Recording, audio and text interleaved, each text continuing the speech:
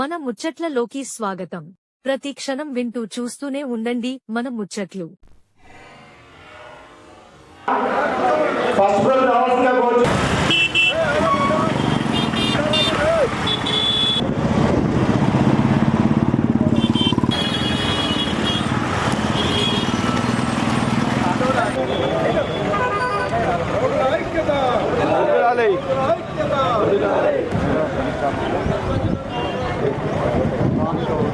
మనందరినీ సన్మానించడం కోసం దూర ప్రాంతం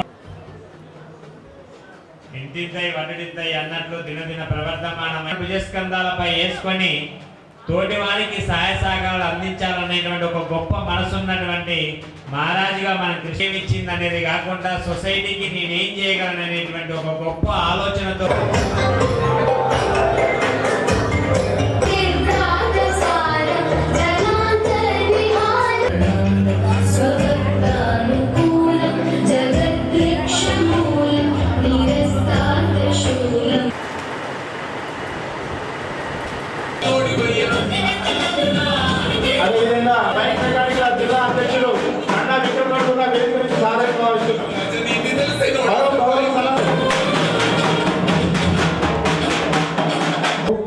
తయారు చేసినటువంటి మన గౌడ జాతి ముద్దుబిడ్డ ముత్య వెంకన్న గౌడ గారికి సన్మాన కార్యక్రమం జరుగుతుంది. 15 మంది వేసుకుంటే అందులో 5 నుంచి 6 ప్రజాప్రతినిధులుగా ఎన్నుకోబడ్డారు. అంటే చాలా గొప్ప నలుగురు కావాలండి, అందరూ ఒకటేసారి.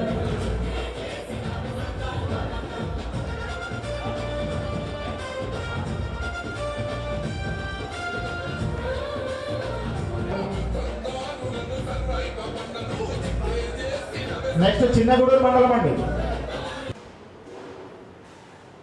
వేదిక మీద ఉన్న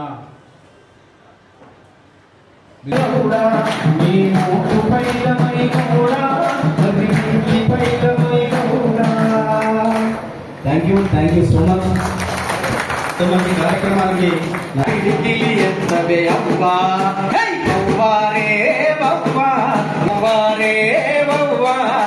గౌడ బిడ్డలదే హవ్వా రే వవ్వా, నా గౌడ బిడ్డలదే హవ్వా. రోజు మహబూబాబాద్ జిల్లాలో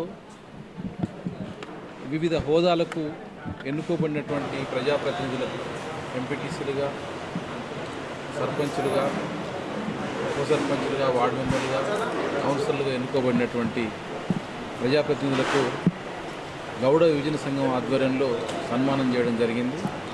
ఈ సన్మాన కార్యక్రమంలో మొత్తం జిల్లాలోని గౌడ జాతికి సంబంధించిన ప్రజాప్రతినిధులు మొత్తం కూడా భాగస్వాములైనారు.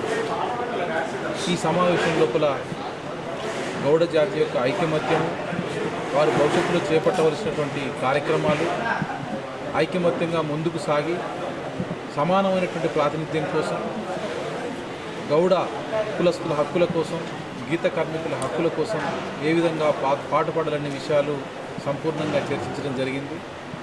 సర్వాయి పాపన్న స్ఫూర్తితోటి గౌడ జాతి కోసం, మొత్తంగా శ్రామిక వర్గ విముక్తి కోసం, అణగారిన వర్గాల ఐక్యత కోసం, విముక్తి కోసం పోరాడి అసూలు భాష అమరుల యొక్క ఆశయ సాధన కోసం వాళ్ళ అడుగుజాడల్లో ముందుకు నడవాలని చెప్పి ఈరోజు ప్రతిబింబం ఉండడం జరిగింది.